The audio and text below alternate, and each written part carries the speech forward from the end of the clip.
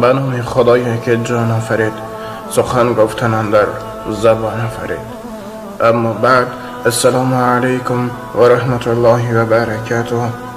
پدران و مادران علی قدر و برادران و خواهران اهل اسلام، نقل امروزه ما به مردهایی که به شهر مسافر آمده زنهای خود را از اینجا با واسطه تلفن و با واسطه هر گونه مکتوب ها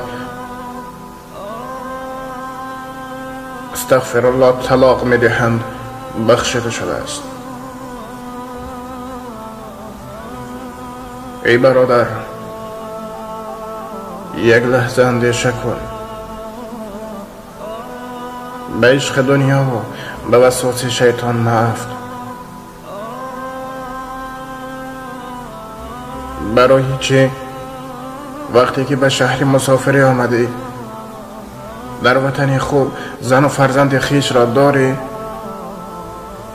اما در اینجا با هر گونه زنهای لعنت زده هم خوابگی میکنی.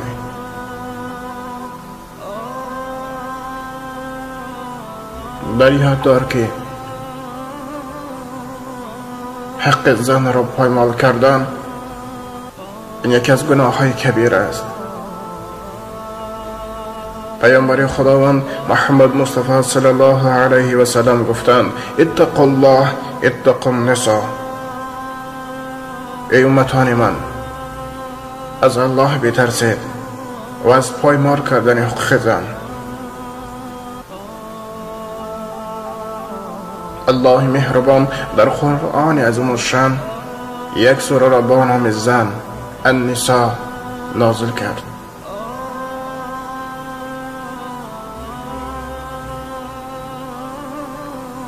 بسیاری خواهران شکایت از آن دارند که مردهای آنها با تلفن به آنها جواب طلاق میدهند.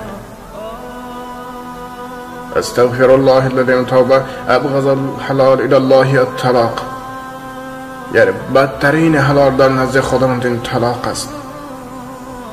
وقتی که تو زن را طلاق میدهی عرش خداوند میلرزد.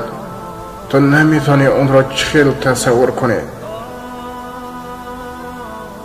وقتی که تو زن را طلاق میدهی زمین از خداوند اجازت میپرسد: یا الله، به من اجازت ده اون بنده ای که زن خود را طلاق داد چون به درونم کشم که عذاب طلاق را ببیند.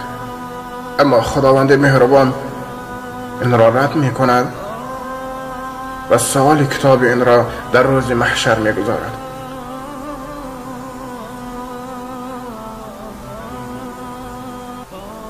ای برادر، ای مردی که صاحب زن و فرزند هستی، در یاد دار 5 وقت نماز گذاری و زکات سپاری و حج ادا کنی و روزه داری، اما حق زن مسلمان را پایمال کنی شرط نیست که دیگر گناه کنی. همین گناه بس است تا که راست به جهنم روی. وقتی که به بعض مردم سوال کردم: ای برادر، برای چه تو زنا میکنی؟ به من میگوید: امید برادر، من از زن و فرزند دورم. درسته گویم از زن دورم و قوتم نمیرسد. السلام علیکم. آیا زن تو آدم نیست؟ آیا زن تو احساسات ندارد؟ وقتی که تو با یک زن حرام هم خوابگی میکنی از حال زن خش یاد میاری؟ نه، چون در آن وقت در داخل تو انسان نه بلکه شیطان است. الله مهربان میگوید اگر بنده در وقت زنا بمیرد در تن او ایمان نیست، و حتی که وقتی که با زنا مشغول است در تنش ایمان نیست. استغفر الله، مگر از این بدبختی هست برای ما.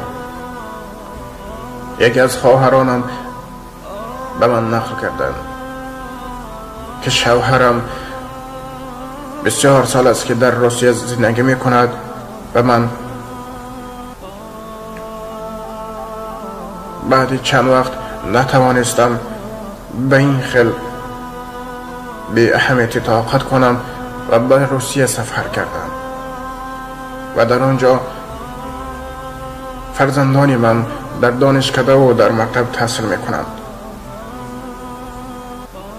و برای شناسنامه دولتی روسیه را گرفتن رضای پدر لازم بود.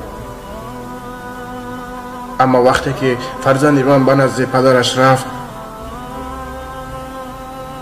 شوهر من گفت اگر مادرت به حجت جدایی یعنی رضوات امضا گذارد من رضا میدهم. استغفر الله، آیا این هم مرد است؟ به حیله زنهای لعنتی افتاده زن مؤمن و مسلمان خود را می پرتاید.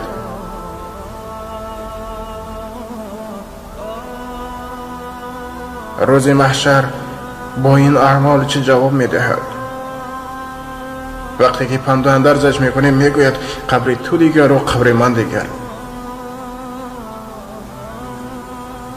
خب قبر می دانستی، پس برای چه فرض الله اجرا نمی کنی؟ وقتی که میگی فرض الله را اجرا کن، میگه دلت صاف باشد و به کسی زیان نرسد بس است. این دل صافت را به سگ بری هم نمیخورد، به یک میمون یک در کوچه ایستاده هم بری نمیخورد، زیرا این دل مثل یک افلاسی است که به هیچ چیز فایده ندارد. به هیچ کس زیان نرساندن، دل صاف داشتن این فرض هر یک ما و توست. اما در این دنیا دلی پاک نیست. استغفر الله، من از نام کسی سخن نمی گویم. شاید که در یگان منازل باشد اون مردها و اون زنهایی که با دل صاف کار کنند، اما در این دور و زمانه نفس دنیایی هر کس را از نفس انسانی میبرم. یک لحظه اندیشه کن، هر دقیقه غنیمت. به قدر فرزندان و به قدر زن مؤمن خود برس. به اون زنهای لعنتی که در روسیه یافته بانها باور مکن، زیرا الله مهربان در قرآن عظیم و شان میگوید، سوره مائده آیت 51: ای شخصانی که به خدا ایمان آوردید، بر یاد دارین که نصران و یهود هیچ وقت با شما دوست شده نمیتواند، زیرا آنها دوست یکدیگرند و کسی از شما اون را دوست یابد، اون انسان یکی از آنهاست. این معنای آن را دارد که تو فقط با آنها میتونی صحبت کنی، یعنی آب و نانتی، یا اینکه مبلغ درگاه باشد مبلغ، اما نمیتوانی با آنها جان دی، زیرا آنها دوستی موقتی هستند. یعنی بروسی گویم دوستی وریمن، یک مهلت معین با تو دوست می شود و اگر یک خطای تو را دید، یک عمر تو را چشم دیدن نخواهد دید. اما دوستی مسلمانت باشد، یک روز خطای تو را می بخشد و تابوت تو را می بردارد و می گوید این لله و این الیه راجعون. پس ای برادر، به قدر انسانی برس، به قدر هر یک نفس برس، به قدر فرزندان خود برس. به مال دنیا افتاده زنهای عروس و زنهای نصرانی را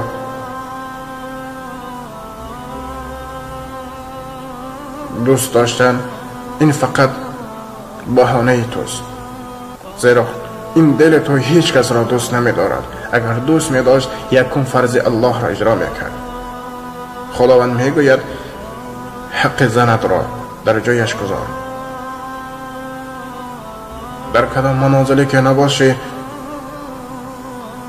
باید از حال و احوال زن خود خبر گیری، نه اینکه با دشنام، بلکه با یک سخن زیبا و شیرین.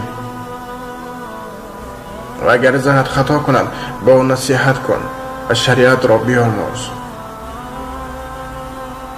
زیرا در این دنیا ما همه غنیمتیم.